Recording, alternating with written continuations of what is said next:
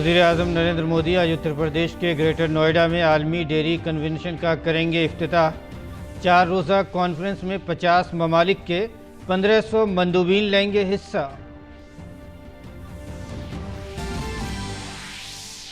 ज्ञान वापी मामले में वाराणसी की सेशन कोर्ट आज सुना सकती है फैसला।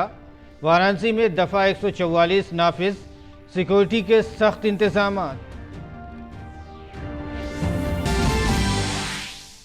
बीजेपी आज फिर आम आदमी पार्टी हुकूमत के खिलाफ खोलेगी महाज। दिल्ली के स्कूलों में क्लासरूम्स की तामीर के मामले में इंसदाद बदउनवानी ब्रांच को सौंपेगी सबूत। डीटीसी बसों की लो फ्लोर बसों की खरीदारी में मुबैना बदउनवानी की तहकीकात सीबीआई को सौंपे जाने से केजरीवाल हुकूमत की मुश्किलात में इजाफा। सऊदी अरब के अपने 3 रोज़ा दौरे के आखिरी दिन वज़ीर ख़ारजा एस जयशंकर ने जद्दा में वली अहद शहज़ादा मोहम्मद बिन सलमान से की मुलाकात। उन्हें भारत सऊदी 2 फ़रीक़ी ताल्लुक़ात में हुई पेशरफ़्त से किया आगाह।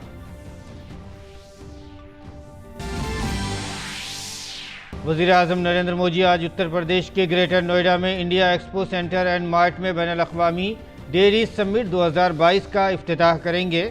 12 से 15 सितंबर तक जारी रहने वाली इस बैनुल-अक़वामी कॉन्फ्रेंस में तकरीबन 50 ममालिक के नाज़रीन मंदूबीन शामिल हो रहे हैं, जिसमें 1500 मंदूबीन के शामिल होने की उम्मीद है। और आइए बुलेटिन की शुरुआत इसी खबर से करते हैं।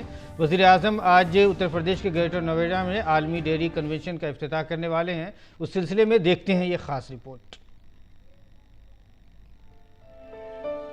हुकूमत हिंद मुल्क में डेयरी सेक्टर को फ़रोग़ देने के लिए काम कर रही है। इसी सिलसिले में 12 से 15 सितंबर तक ग्रेटर नोएडा में आईडीएफ वर्ल्ड डेयरी कॉन्फ्रेंस 2022 मुनक़िद होने जा रही है। वज़ीर-ए-आज़म नरेंद्र मोदी इस कॉन्फ्रेंस का इफ्तिताह करेंगे।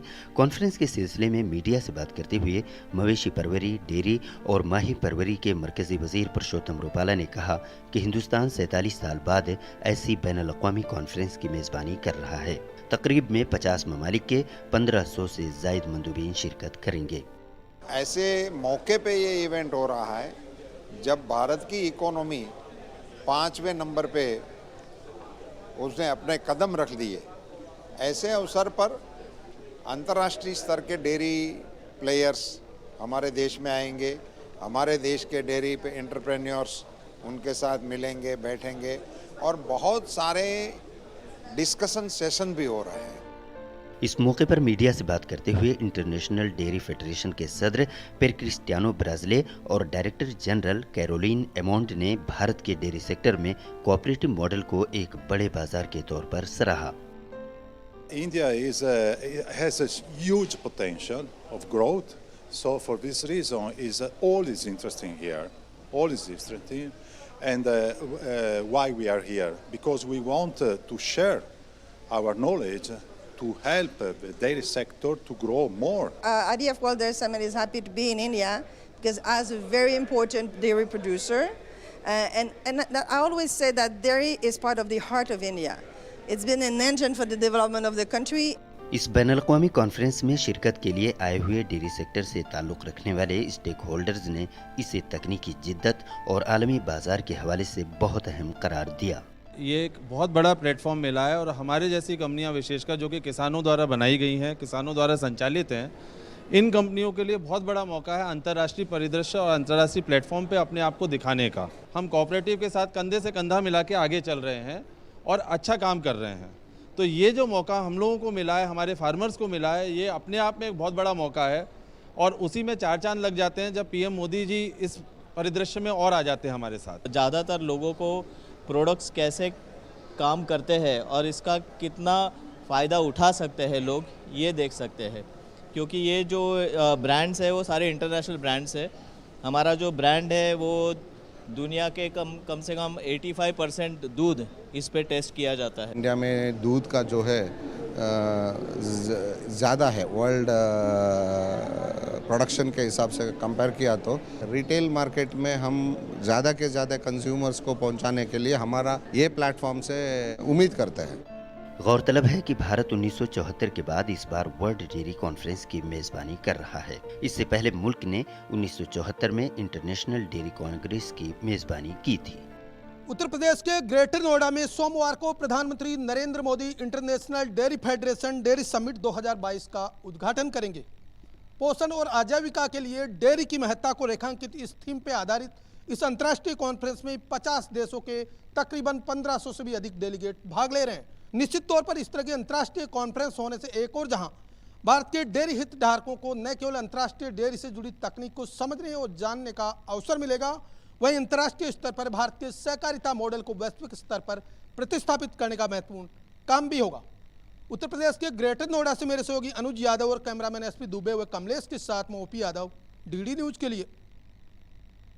और नाज़रीन आगे बढ़ते हैं। उत्तर प्रदेश के वाराणसी जिला की अदालत आज श्रृंगा गौरी मामले में दायर अर्जी पर फैसला सुनाएगी। इस अर्जी में हिंदू ख़वातीन ने बाज़ाब्ता तौर पर श्रृंगा गौरी माता के दर्शन, पूजा और देवताओं को महफूज रखने के लिए अर्जी दायर की थी। इस मामले में सीनियर जज सिविल डिवीज़न ने सर्वे करने की हिदायत दी थी, जिसमें वज़ू खाने में शिवलिंग मिलने की बात कही गई थी। इसके बाद से मस्जिद इंतज़ामिया कमेटी ने सुप्रीम कोर्ट से इस मामले में मुदाखलत करने की अपील की थी, जिसे सुप्रीम कोर्ट ने ज़िला जज AK विशेश्वर की अदालत में समाअत के लिए भेज दिया है। आज ज़िला जज की अदालत में इस मामले पर फैसला आएगा कि क्या ये मामला काबिल समाअत है या नहीं। फैसले के पेश नज़र ज़िला इंतज़ामिया ने पूरे वाराणसी में सिक्योरिटी के पुख्ता इंतजाम किए हैं। शहर में इम्तनाई अहकामात नाफिज कर दिए गए हैं और दफ़ा 144 नाफिज की गई है। ज्ञानवापी शहर के हसास इलाकों में फ्लैग मार्च और पैदल मार्च का हुक्म दिया गया है। ज़िला के सरहदी इलाकों, होटलों और गेस्ट हाउसेज में चेकिंग तेज़ कर दी गई है। साथ ही सोशल मीडिया पर भी नज़र रखी जा रही है। ज्ञानवापी मामले में हिंदू फरीक के वकील सुभाष नंदन त्रिपाठी ने कहा कि अदालत का आज जो भी फैसला होगा वो इस बात को तय करेगा कि क्या ये तनाज़ा समाअत के काबिल है या नहीं। उन्होंने कहा कि सबसे पहले हिंदू फरीक ने ज्ञानवापी श्रृंगा गौरी पूजा मामले में मुकदमा दायर किया था। सुप्रीम कोर्ट के निर्देश पे माननीय जिला जज महोदय सुनवाई जो 2 महीने लगातार किया है उन्होंने, सुप्रीम कोर्ट ने कहा था कि प्रायोरिटी पे इसको सुन लीजिए। वो सुनवाई पूरी हो चुकी है और इसका फैसला आना है। इस फैसले में ये तय होगा कि ये जो है मुकदमा चलने योग्य है कि नहीं। कोर्ट की प्रक्रिया है, ये मुकदमा जब दावा हम लोगों का एक्सेप्ट हो जाएगा, स्वीकार हो जाएगा कि नहीं अब ये चलने योग्य है न्यायालय, तो आगे जो ट्रायल है, जैसे तमाम भाई कमीशन रिपोर्ट आए हैं, उन कमीशन रिपोर्ट पे आपत्ति प्रति आपत्ति पड़ेगी, उस पे भाई ट्रायल चलेगा। और बदनवानी के इल्ज़ामात में घिरी केजरीवाल हुकूमत की मुश्किलात ख़त्म होने का नाम नहीं ले रही हैं। दिल्ली के स्कूलों में कमरों की तामीर में बदनवानी के इल्ज़ाम को लेकर बीजेपी आज आम आदमी पार्टी के खिलाफ मुहाज खोलेगी। दिल्ली बीजेपी लीडरों का कहना है कि CBC की रिपोर्ट में स्कूलों में कमरों की कम तामीर पर सवालात उठाए गए हैं, जबकि ज़्यादा कमरे बनाने का टेंडर हुआ था। इसके साथ ही नीम मुस्तकिल कमरे जो 5 लाख में बनने थे, उसकी लागत बढ़ाकर 33 लाख कर दी गई। आज इस सिलसिले में कुछ सबूतों के साथ दिल्ली बीजेपी लीडर हरीश खुराना, कपिल मिश्रा और नीलकांत बख्शी दिल्ली में इंसदाद बदनवानी ब्रांच जाएंगे और इससे मुताल्लिक कुछ रिकॉर्ड और सबूत हवाले करेंगे। वहीं दूसरी तरफ दिल्ली में एक्साइज पॉलिसी घपले में CBI की जांच जारी है। अब दिल्ली की अरविंद केजरीवाल हुकूमत पर लो फ्लोर बसों के टेंडर के मामले में भी घपले का इल्ज़ाम लगा है। दिल्ली के लेफ्टिनेंट गवर्नर ने इसकी जांच CBI से कराने को मंजूरी दे दी है, जिसकी वजह से केजरीवाल हुकूमत की मुश्किलात बढ़ गई हैं। और वज़ीर-ए-आज़म नरेंद्र मोदी शंघाई ताउन तंजीम के 22वें सरबराही इजलास में शिरकत के लिए 15 से 16 सितंबर को उज़्बेकिस्तान का दौरा करेंगे। चीनी सदर शी जिनपिंग, रूस के सदर व्लादिमीर पुतिन भी कॉन्फ्रेंस में शिरकत करेंगे। शंघाई ताउन तंजीम का इजलास यूक्रेन जंग, ताइवान और चीन की बहर हिंद में बढ़ती सरगर्मियों के दरमियान हो रहा है। वज़ारत ख़ारजा के मुताबिक उज़्बेकिस्तान के सदर शौकत मज़रियूफ की दावत पर वज़ीर-ए-आज़म SCO के सरबराहान ममलिकत की कौंसिल के इजलास में शिरकत करेंगे। वज़ीर-ए-आज़म के सरबराही इजलास के मौके पर कुछ 2 तरफ़ा मुलाकातें भी मुतवक्के हैं।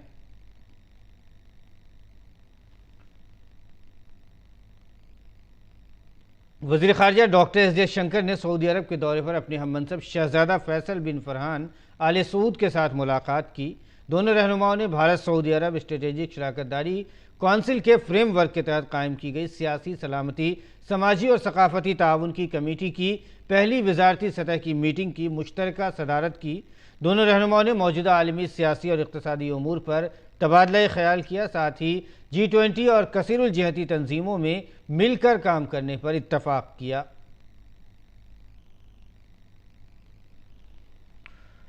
और इससे कबल वज़ीर ख़ारजा डॉक्टर एस जयशंकर ने रियाज में शहजादा Saud Al Faisal Institute of Diplomatic Studies में सिफारतकारों से खिताब किया। वज़ीर ख़ारजा ने मौजूदा आलमी मंजरनामे में भारत और सऊदी अरब के दरमियान स्ट्रेटेजिक ताल्लुकात की अहमियत पर जोर दिया। उन्होंने कहा कि हमारा ताउन मुश्तरका तरक्की, खुशहाली, इस्तेहकाम, सलामती और तरक्की का वादा करती है।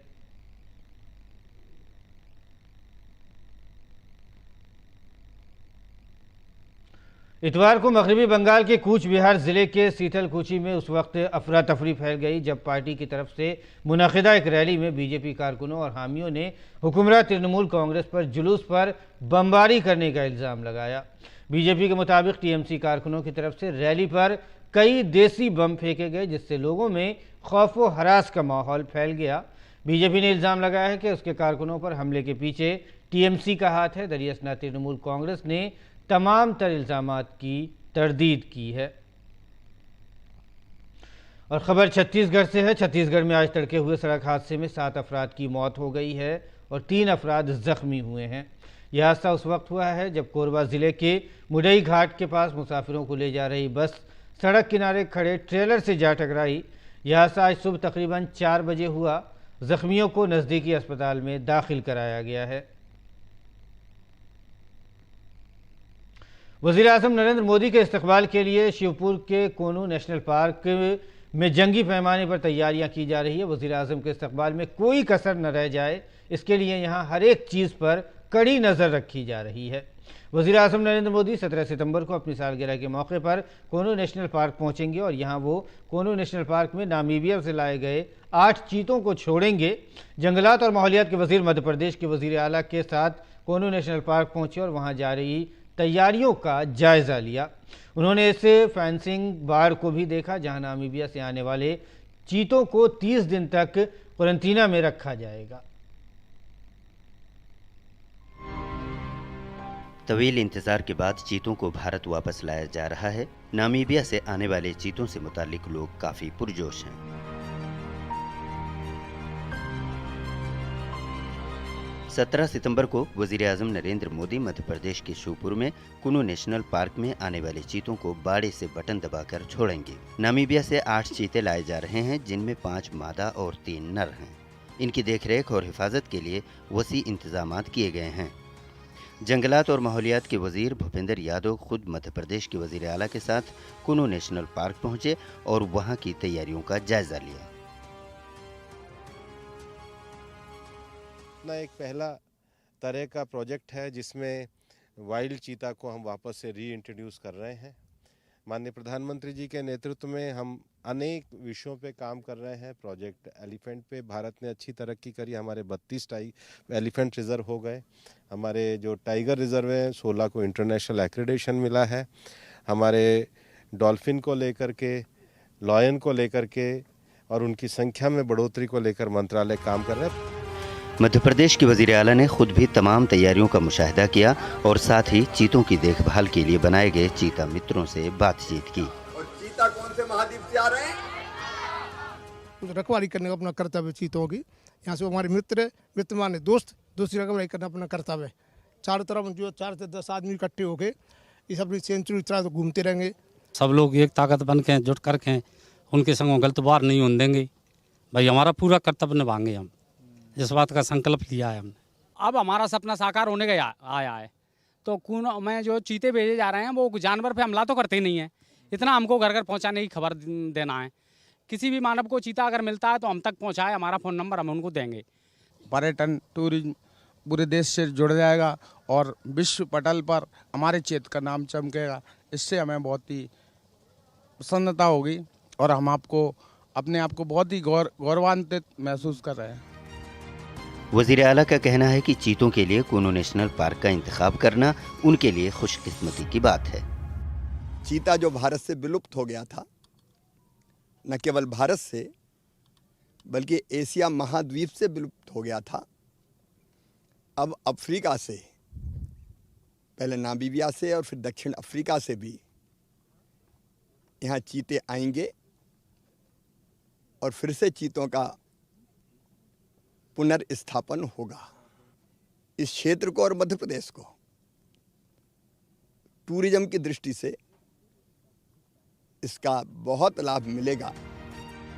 चीतों के लिए कुनू पार्क में 6 मुरब्बा किलोमीटर बाड़ा अलग से बनाया गया है, जहां चीते घूम सकेंगे और उनकी निगरानी भी की जाएगी।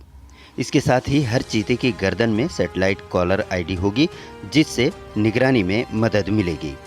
कुनू पार्क के आसपास के देहातों के मवेशियों को टीके लगाए गए हैं ताकि किसी तरह का कोई इन्फेक्शन न फैले। चीतों की यहां आमद पूरे मुल्क में मौजूद बहस है, क्योंकि इनके आने के बाद एक इलाके की तस्वीर बदल जाएगी। और ये पहली बार है कि भारत में जो चीते थे वो विलुप्त हो गए और उसके बाद उन चीतों को यहाँ पर लाया जाएगा और इसी जंगल में उन साउथ अफ्रीका और नामीबिया से जो चीते आएंगे उनको छोड़ा जाएगा। कैमरामैन संजय जैना के साथ नीरज सिंह, डीडी न्यूज़, कुनू नेशनल पार्क, मध्य प्रदेश। और बुलेटिन में अब आगे बढ़ते हैं। जैसलमेर में बनी कठपुतलियों की बात करते हैं। जैसलमेर में बनी कठपुतलियों के प्रस्तार पूरी दुनिया में मौजूद हैं। कठपुतलियों के बगैर जैसलमेर और राजा रानी की कहानियां भी अधूरी हैं। हमारे नामानिगार विशाल बैरिस्टो ने कठपुतली बनाने वाले अर्जुन से बात की। अर्जुन गोल्डन फोर्ट के बाहर कठपुतलियां बेचता है। अर्जुन की पुश्तें एक अरसे से कठपुतलियां बनाने और बेचने का काम कर रही हैं। अर्जुन ने कठपुतली बनाने का काम अपने वालिद से सीखा है। किसी भी फिल्म के अंदर अगर सोनार किला को दिखेंगे तो यहाँ पर कठपुतलियाँ ज़रूर आपको नज़र आएंगी। ये कठपुतलियाँ इस किले की पहचान बन चुकी है और आप देख सकते हैं कितनी खूबसूरती से ये राजस्थान की लोक संस्कृति को भी दिखाती है। हम पास जाएंगे और देखेंगे किस तरह से कठपुतलियाँ बना रहे हैं लोग। किले में मेरी मुलाकात हो गई है अर्जुन से। अर्जुन भाट समाज से है और पीढ़ियों से ये कठपुतलियाँ बना रहे हैं। कठपुतलियाँ होती हैं जो राजस्थान की लोक संस्कृति के बारे में बताती हैं, राजा रानी की कहानियों के बारे में बताती हैं। और ये जो लकड़ी है ये बड़ी ख़ास होती है। ये लकड़ी है आकड़े के पेड़ की, वो आक जो शिव जी को चढ़ाया जाता है, आक के पत्ते चढ़ाए जाते हैं। अर्जुन, ये बताओ कि कितनी उम्र से बनाना सीखा आपने और किससे सीखा? ये मेरे पिताजी से सीखा और मेरे पिताजी ने मेरे पापा से, दादा से सीखा। ऐसे हमारी पीढ़ी पीढ़ी मनाते जाते और मुझे 1-2 साल हो गया मनाते। एक कठपुतली कितने की बिक जाती है आपकी? ये हमारी 250 की बिक जाती है, 300 की बिक जाती है, ऐसे अलग अलग रेट है। ये मेल है या फीमेल है, पहले से डिसाइड होता है या बाद में होता है? ये बाद में होता है सर जी। पहले मना के फिर घसाई करते, फिर कलर करते। किसी को राजा बनाना है, किसी को रानी, उसके बाद में बना के पता चलता है। तो अर्जुन दरअसल किंग मेकर है, वो डिसाइड करता है कौन राजा बनेगा और किसकी उंगलियों पे वो नाचेगा। और अर्जुन से मिलकर हम आगे बढ़े और ये है सूरज पोल। पोल मतलब दरवाज़ा।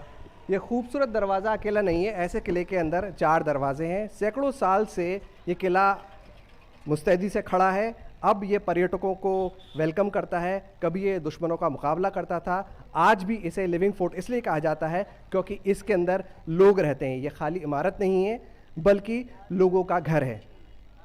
कैमरामैन हरीश के साथ मैं विशाल बैरिस्टो, डीडी न्यूज़, जैसलमेर। और अब बात आलमी ख़बरों की करें तो पाकिस्तान में सैलाब की वजह से लाखों अफराद बेघर हो गए हैं। सैलाब मुतासरीन की इमदाद के लिए फ़ौज पूरी मुस्तैदी से काम कर रही है। पाकिस्तानी फ़ौज के सरबराह जनरल कमर जावेद बाजवा ने दादू ज़िले के दूर दराज इलाकों में फ़ौज के इमदादी और तिब्बी कैंपों का दौरा किया। जनरल बाजवा ने कहा कि फ़ौज पनाह गुज़ीनों के लिए दादू और मुल्हिका इलाकों में 5000 से ज़ायद कैंप लगा रही है। फ़ौज की मीडिया विंग के मुताबिक 485 हेलीकॉप्टरों की मदद से अब तक 4424 फंसे हुए अफराद को निकाला जा चुका है। सैलाब मुतासर इलाकों में फ़ौज की जानिब से 250 से ज़ायद मेडिकल कैंप लगाए गए हैं, जहां मुल्क भर के 1 लाख से ज़ायद मरीज़ों का इलाज किया जा चुका है। इस साल अब तक मानसून की रिकॉर्ड बारिशों और ग्लेशियर पिघलने से आने वाले सैलाब की वजह से 1391 से ज़ायद अफराद हलाक हो चुके हैं। घर, सड़कें, रेलवे ट्रैक, पुल, मवेशी और फसलें सैलाब में बह गई हैं। पाकिस्तानी हुकूमत ने $30 अरब के नुकसान का तखमीना लगाया है। हुकूमत पाकिस्तान और अक़वाम मुत्तहिदा के सेक्रेटरी जनरल गुतरेज़ ने मौसमियाती तब्दीली को सैलाब की वजह करार दिया है। कीव की तरफ रूसी अफवाज को खार्किव के कई हिस्सों से पीछे धकेलने के दावे के एक दिन बाद मॉस्को मुबैना तौर पर जवाबी हमलों का सहारा ले रहा है। रूस ने यूक्रेन के शुमाल मशरक़ी शहर खार्किव पर हमले तेज़ कर दिए हैं। कई इलाकों में लड़ाई की शिद्दत के बायस ब्लैकआउट और पानी की फराहमी ठप होकर रह गई है। खार्किव के गवर्नर के मुताबिक ऐसा रूस की तरफ से यूक्रेन में अहम इंफ्रास्ट्रक्चर पर बमबारी की वजह से हुआ है। हमले के बाद आग बुझाने के लिए इमरजेंसी एहलकारों को तैनात कर दिया गया है। यूक्रेन के सदर व्लादिमीर ज़ेलेंस्की ने रूस के ताज़ा हमलों की शदीद मसम्मत की है। ज़ेलेंस्की ने कहा कि रूसी हमलों की वजह से खार्किव और डोनेत्स्क के इलाकों में मुकम्मल ब्लैकआउट हो गया है। वहीं ज़ापोरिज़िया, ड्नेप्रोपेट्रोव्स्क और सुमी इलाकों में जुज़वी ब्लॉकआउट है। ज़ेलेंस्की ने रूस से इन हमलों का जवाब देने को कहा है। यूक्रेन में ज़ापोरिज़िया के न्यूक्लियर प्लांट का आखिरी रिएक्टर भी इतवार को बंद कर दिया गया, जिसकी वजह से इस प्लांट से यूक्रेन को बिजली की सप्लाई बंद हो गई है। यूक्रेन इलाके में रूस के और यूक्रेनी फ़ौजियों के दरमियान जारी जंग की वजह से बिजली की तारें और ट्रांसफार्मर तबाह हो गए हैं। इसकी वजह से 6 रिएक्टरों वाले यूरोप के सबसे बड़े एटमी प्लांट को एक हफ्ते से बाहर से बिजली नहीं मिल पा रही थी। नतीजन इसके रिएक्टरों को ठंडा रखना मुश्किल हो गया था। ऐसी सूरत हाल में डीजल से चलने वाले जनरेटर से बिजली पैदा करके रिएक्टरों को ठंडा रखा जा रहा था, लेकिन खित्ते में जारी लड़ाई की वजह से प्लांट तक डीजल पहुंचाना भी मुश्किल हो जाता है। बिलाखिर यूक्रेन के इस न्यूक्लियर पावर प्लांट को चलाने वाली कंपनी ने ज़ापोरिज़िया के पावर यूनिट 6 को भी बंद करने का फैसला किया। IAEA के डायरेक्टर जनरल ग्रोसी ने कहा है कि रिएक्टर बंद किए जाने से ख़तरा ख़त्म नहीं हुआ है। प्लांट की हिफाजत के लिए बिजली ज़रूरी है, साथ ही इलाके में गोलीबारी भी रुकनी चाहिए, क्योंकि हसास हिस्से में गिरने वाले एक गोले से भी भयानक हादसा हो सकता है।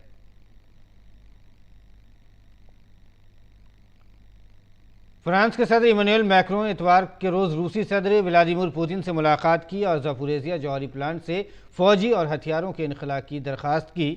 उन्होंने इसे प्लांट की हिफाजत के लिए ज़रूरी करार दिया है। बातचीत के दौरान व्लादिमीर पुतिन ने यूक्रेन की फ़ौज को कसूरवार ठहराया, जबकि इमैनुअल मैक्रों ने रूसी फ़ौजियों पर उंगलियां उठाई।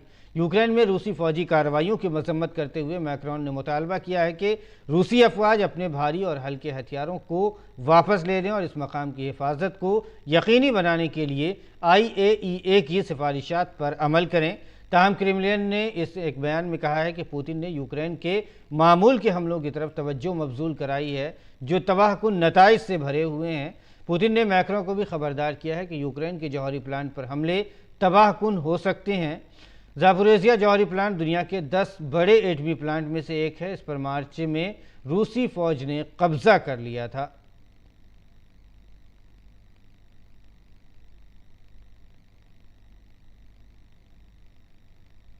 और आइए अब खेल की खबरों पर नज़र डालते हैं। 19 साल हिस्पानवी tennis star Carlos Alcaraz Garcia ने US open men's single title जीत लिया है। अल्काराज़ ने फाइनल में नॉर्वे के कैस्पर रोड को 6-6, 4-6, 6, 6-7, 6-3 से शिकस्त दी। इस जीत के बाद अल्काराज़ मर्दों के ज़ुमरों में नंबर 1 की कुर्सी पर विराजमान हो गए हैं। बड़ी बात यह है कि अल्काराज़ का ये पहला ग्रैंड स्लैम फाइनल था जिसमें उन्होंने कामयाबी हासिल की है। वहीं दूसरी तरफ ये कैस्पर रोड का दूसरा ग्रैंड स्लैम फाइनल था। इससे कबल उन्हें फ्रेंच ओपन के फाइनल में भी शिकस्त का मुंह देखना पड़ा था। और एशिया कप में श्रीलंका ने फाइनल में पाकिस्तान को 23 रन से शिकस्त देकर एशिया कप का खिताब छठी बार अपने नाम कर लिया है। खिताबी मुकाबले में श्रीलंका ने पाकिस्तान को जीत के लिए 171 रन का हदफ दिया था, ताहम पाकिस्तानी टीम 147 रन पर ही ढेर हो गई। पाकिस्तान के कप्तान बाबर आजम ने टॉस जीतकर पहले गेंदबाजी का फैसला किया। श्रीलंका ने पहले बल्लेबाजी करते हुए मुकर्ररा 20 ओवर में 6 विकेट के नुकसान पर 170 रन बनाए। भानुका राजपक्षे ने 71 रन की नाकाबिले शिकस्त इनिंग खेली। जवाब में पाकिस्तान की टीम 20 ओवर में 147 रन पर ऑल आउट हो गई। पाकिस्तान की जानिब से मोहम्मद रिजवान ने 49 गेंदों पर 55 रन बनाए। श्रीलंका की जीत के हीरो प्रमोद मधुसूदन और वनिंदु हसरंगा भी रहे। मधुसूदन ने 3 और हसरंगा ने एक ही ओवर में 3 विकेट लिए। और नाज़रीन, अब पेश है दिल्ली से शाये होने वाले उर्दू के अखबारात का मुख्तसर सा जायजा।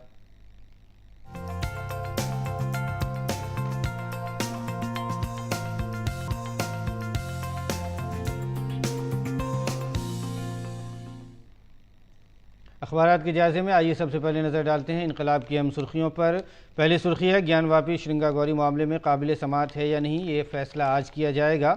वाराणसी में हाई अलर्ट, दफ़ा 144 नाफिज, मुकदमे के एक पैरोकार का फैसला, हक में आने पर धर्म यात्रा निकालने का ऐलान। जितेंद्र सिंह भसीन का यात्रा से ऐलान लाताल्लुकी। एडवोकेट अखलाक अहमद के बकौल किसी को ज़्यादा खुश होने की ज़रूरत नहीं। आगे बढ़ते हैं, एक और ख़बर हम आपको दिखा देते हैं।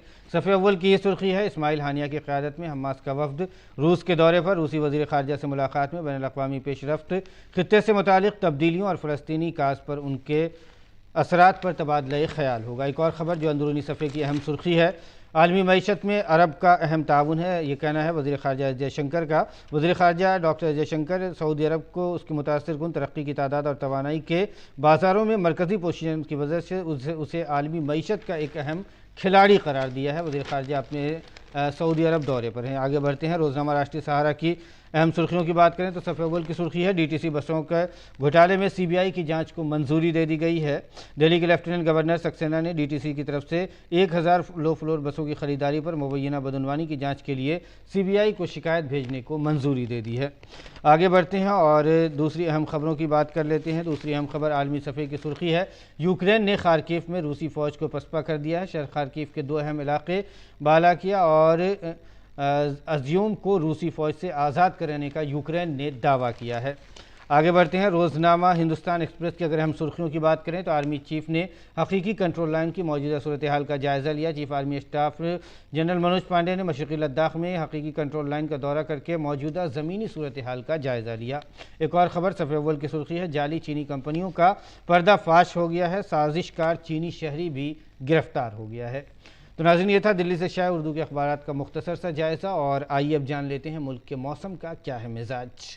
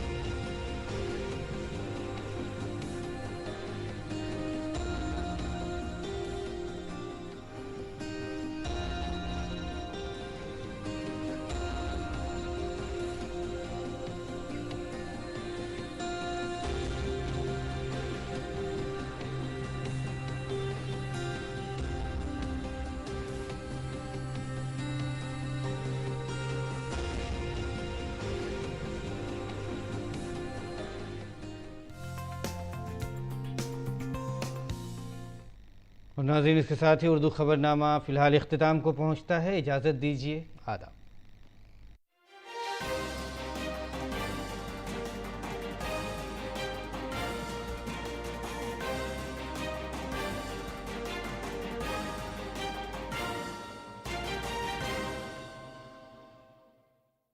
क्या हो गया तुझे इतनी सुबह सुबह